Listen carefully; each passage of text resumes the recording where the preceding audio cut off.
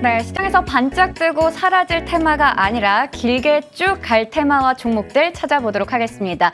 오늘은 한국투자증권 서초중앙 PB센터 길건우 FC와 함께합니다. 위원님 안녕하세요. 안녕하십니까? 네, 먼저 저희 본격적인 시작에 앞서서 잘 가고 있는 종목 AS부터 해보겠습니다. 7월 11일에 제시해 주셨던 현대차인데요. 이 종목이 벌써 최고가 기준 수익률이 10%에 달하는 상황입니다. 오늘도 역시나 이 강세가 이어지고 있어요. 지금 실적이 잘 나온 상황에서 앞으로도 좀 주가에 대한 기대감이 많이 몰리고 있는 상황이죠. 네. 오늘도 19만 8,500원까지 찍었다가 여전히 지금 한 2.6% 정도 오르고 있는 상황인데요. 추가 상승 여력 있다고 보시는지 저는 궁금하네요. 충분하지 않을까라고 이제 예상을 하는데 이제 크게 두 가지 이유인 것 같아요. 미국 시장이 사실은 이제 침투율이라고 저희가 얘기를 하는데 현재 뭐 단일로 따졌을 때 침투율 상승률이 제일 큰 나라는 사실은 미국이거든요. 근데 미국에서 현대 기아차가 조금 점유율이 많이 올라가고 있다라는 거. 두 번째 이제 대기 차량이 얼마나 많이 있느냐를 봐야 되는데 지금 기다리고 있는 대기자만 120만 대랍니다. 네, 그러면 이게 꾸준하게 이제 실적이 잡힌다라고 생각을 한다라고 하면 뭐 2분기가 끝이 아니라 뭐 3분기, 하반기까지도 충분히 좋은 실적이 이어질 수 있을 것으로 예상이 되니까 저는 조금 더 가지고 있는 게 좋지 않을까 싶습니다. 보유자의 영역인가요? 굳이 보유자의 영역은 아닌 것 같아요. 사실은 최근 들어서 실적이 좋다라고 해서 주가가 계속 가는 건 아니거든요. 워낙 외부적인 리스크들이 많다 보니까 뭐 실적 발표를 해도 주가가 많이 안 간다거나 아니면 실적 발표하고 나서 주가가 빠지는 경향도 있는데 그냥 조금씩 빠질 때마다 담아두신다라고 생각하시면 뭐 신규로 진입하시는 것도 어렵지 않지 않을까 싶습니다. 네, 현대차에 대해서 먼저 AS 가져봤습니다. 그렇다면 저희 본격적으로 오늘의 테마 한번 열어보도록 하겠습니다. 자, 이 테마는 왜? 바로 가상화폐 관련주예요. 네. 이 비트코인 관련주들은 참 변동성도 많아서 얘기할 때마다 조심스럽기도 한데 일단은 오늘 또 호재가 전해졌습니다. 네. 미국의 FTX가 빗썸을 인수한다, 뭐 이런 추진을 검토하고 있다 이런 소식 나오면서 비덴트 상한가 지금 기록하고 있고 네. 위지트 뭐 등등의 종목들 모두 강세 보이는데요. 사실 그동안 이 머스크가 보유하고 있는 75%가량의 비트코인을 손절했다 이런 얘기 나오면서 쭉 빠졌다가 오늘 갑자기 확 오른 거라서 탈출의 기회로 봐야 될지 좀 궁금해요. 얘기를 다 하셔가지고. 네. 뭐 이제 가상화폐 쪽은 사실은 안 좋은 뉴스가 너무 많았죠. 이제 대부업체가 이제 셀시우스가 파산했다는 얘기도 있고, 이제 뭐 테슬라가 가지고 있는 회사가 보유하고 있는 비트코인에 대해서도 매각한다는 얘기가 나왔음에도 불구하고 그때 당시에 비트코인 주가가 15%가 올랐어요.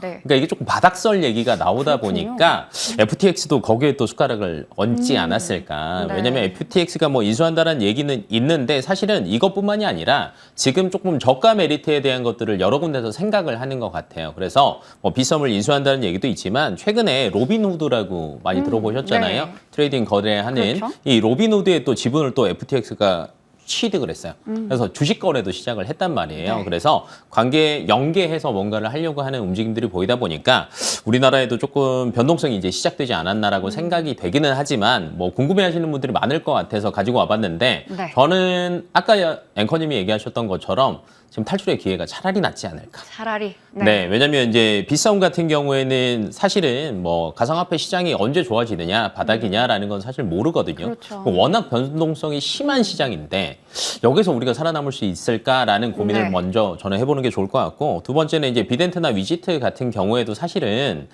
최대 주주다, 뭐 기타 특수 관계인이 들어가 있다라는 얘기가 있기는 하지만 나와봐야 알잖아요. 네. 네, 블룸버그에서는 뭐 오랜 시간 동안 이야기가 진행 중이다라고 얘기를 하고 빗썸에서는 뭐 현 단계에서는 어떤 것도 확인할 수 없다라고 또 상반된 얘기를 하고 있고 FTX에서도 사실은 논평을 거부하고 있거든요. 맞습니다. 네, 그래서 어느 정도 확실해지면은 또 내리꽂거나 올라가거나 둘 중에 하나가 될 것 같은데 사실 저희가 불확실성에 베팅하는 것보다는 지금 올랐을 때 어느 정도 차익 실현하시고 나오시는 게 저는 맞지 않겠나 싶습니다. 아무래도 좀 변동성이 큰 쪽이다 보니까 이걸 좀 우리가 위험을 감수하기보다는 일단은 탈출할 수 있을 때 탈출하자 이런 얘기로 정리를 한번 해보도록 하겠습니다.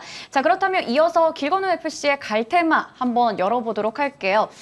오늘 가지고 오신 건요. 바로 현대차. 현대차 조금 전에 AS도 가져봤는데 일단은 미국에서 이 전기차 공장 쪽에 대해서 뭐 2조 원 정도의 또 네. 지원을 해준다 이런 뉴스가 있었거든요. 네. 그래서 전기차 섹터 전반적으로 사실 지난주에 상당히 강했습니다. 네. 오늘도 뭐 자동차 대표주들 그리고 오늘 특히나 뭐 배터리 관련주 좀 강한 흐름 나타내고 있는데 이쪽 어떻게 보고 계신가요? 사실 완성차 쪽은 괜찮아요. 근데 네. 이제 셀 업체 쪽은 27일 날 어마어마한 이벤트가 남아 있다 보니까 셀 업체들 주가는 조금 안 좋지 않을까라고 생각을 하는데 이때가 조금 변동성이 있어서 조금 빠질 때가 저희가 조금 접근할 수 있지 않을까라고 생각이 되고요. 뭐 크게 보면은 뭐 작년 한 해뿐만이 아니라 올해까지도 이제 계속 이어지는 것 중에 하나가 차량용 반도체 부족은 꾸준하거든요. 근데 거기다 러시아 우크라이나 전쟁도 있었어요. 중국 봉쇄도 있었음에도 불구하고 전기차 침투율은 꾸준히 올라가고 있다는 거. 근데 이 침투율이 올라가다 보니까 뭐 완성차도 좋고 여러 군데도 좋은데 이 안에서 사실은 배터리 쪽이 저는 훨씬 더 강하지 않을까라고 예상이 되고 있고요. 배터리 수요가 사실 많이 늘어났는데 중국 시장이 가장 많이 늘어나긴 했어요. 하지만 중국을 제외하고 유럽이랑 미국 쪽을 본다라고 하면 뭐 미국 쪽은 거의 올해 작년 대비하면 72% 정도 늘어났거든요. 그러니까 미국 시장의 성장이 이제 본격화가 되는 시기다라고 보시면 될 것 같고 최근 들어서 GM이나 포드나 리비안 같은 경우가 신형 픽업 트럭이 또 꾸준하게 나오고 맞습니다. 있어요. 그래서 실적 또한 여전히 꾸준하게 상승을 할 수 있을 것으로 예상되고 있고 근데 사실 그러면 이제 고민은 이거죠. 셀 업체 할 거냐? 소재 업체 할 그렇죠. 거냐? 뭐 이제 늘어나는 건 알겠는데 어떤 게 더 좋냐라고 생각할 수 있는데 1번은 셀 업체가 수혜를 보는 거는 맞아요. 근데 다만 이번 주 그다음에 그게 아마 한 다음 주까지는 이어지지 않을까라고 예상하는 게 보호예수 물량이 너무 많이 풀린다라는 그렇죠. 거죠. LG화학이 가지고 있는 게 거의 한 81%. 그다음에 뭐 기관이 가지고 있는 게 한 5% 정도 되다 보니까 LG화학은 안 하겠지. 하지만 기관들은 5% 정도가 분명히 변동성 시장에서 나올 거란 말이에요. 그러면 이때 주가가 정말 많이 빠질 건데 그렇다고 저희가 저가 매수 전략이 무조건 유효한 건 아니잖아요. 그렇죠. 네, 그러면 이 변동성에서 살아남을 수 있는 건 그래도 소재주는 탄탄하지 않을까라고 생각합니다.